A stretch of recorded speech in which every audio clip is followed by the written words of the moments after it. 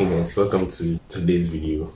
And today I'd like to talk about the Huawei Y9a. Now, I feel like most people don't really talk about the Huawei. Most people talk about Samsung and Apple and Pixels and all that. So, but this device, the Huawei Y9a, it's kind of for its price point and the kind of hardware it delivers, it kind of doesn't make sense because the hardware is too good for its price point. Okay, now it comes with a 6.6-inch display, which is a very massive display, and then it has a resolution of 1080 by 2400 pixels with a PPI of 397.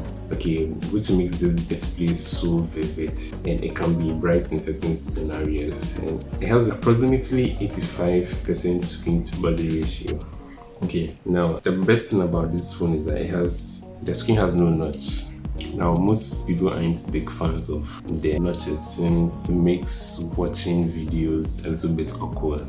Okay, because other people are like, oh, consuming content with a notch doesn't give you this immersive full screen display. But then over time they get used to it. But then I think Huawei did a great job with this no notch display. Okay, considering it came after the Y9s, which also has no notch, so you can see this kind of consistency that Huawei kind of brings. So moving on to the back of the camera, that's the back of the camera. Moving on to the back of the phone, you have this impressive quad camera setup, and I mean it looks very good. You have your 64 megapixel main camera.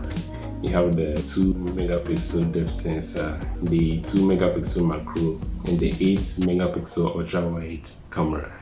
Okay, and this camera setup is pretty similar to the Mate 30 Pro. Okay, so we can say that Huawei took some inspiration from the flagship Mate 30 Pro and brought it into this mid-range section, which is a very thoughtful thing to do. They are trying to make their mid-range phones look a little bit more high-end, like the premium phones that they release. So if you look at the Mate 30 Pro, you can see the camera design is similar as well. Now, with the selfie camera, you have a 16 megapixel shooter, which is a pop-up selfie camera.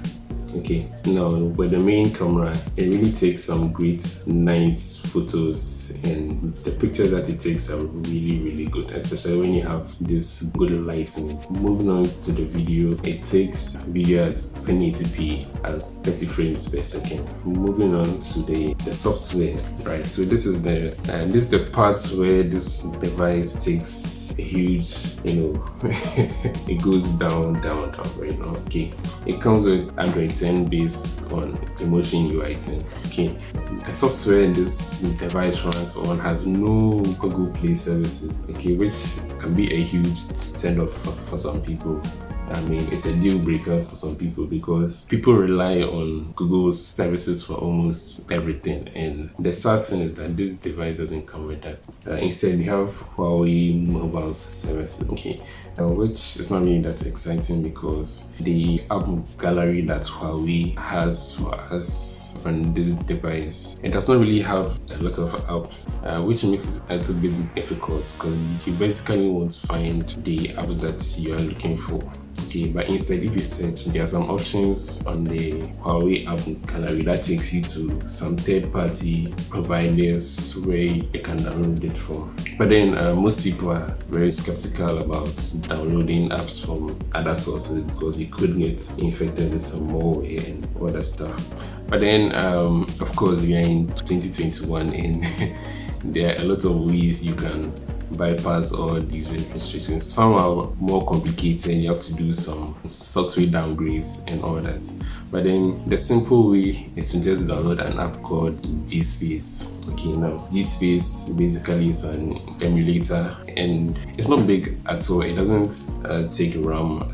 It doesn't really impact your battery life either. But this app contains, it can help you get your Google services as easy as that. There's no complications or anything. You just have to download the app. Then when you opening for the first time, it downloads its resources, and then you can have access to all your Google services. You can have access to YouTube.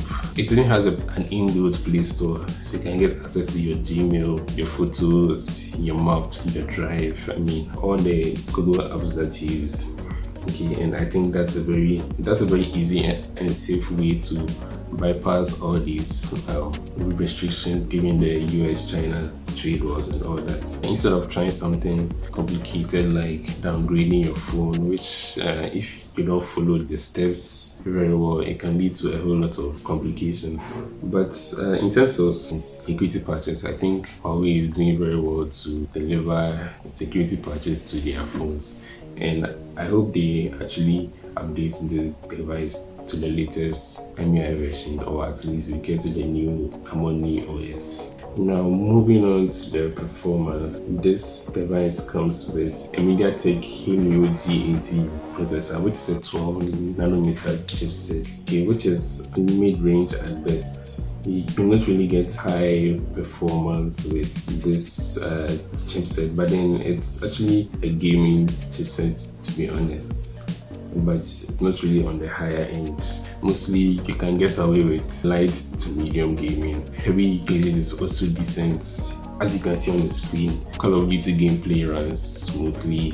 With your 8GB of RAM, you can easily multitask and without any issues and all that. So performance is really great. The phone doesn't lag at all because maybe there's some software optimizations and all that. Now moving on to the battery, we have a standard 4200 mAh battery with a 40 watts fast charging. Huawei says it can charge to 70% in 30 minutes. Okay, so if you are a heavy user, charging shouldn't be a problem for you because you can easily charge up very quickly. You have your headphone jack.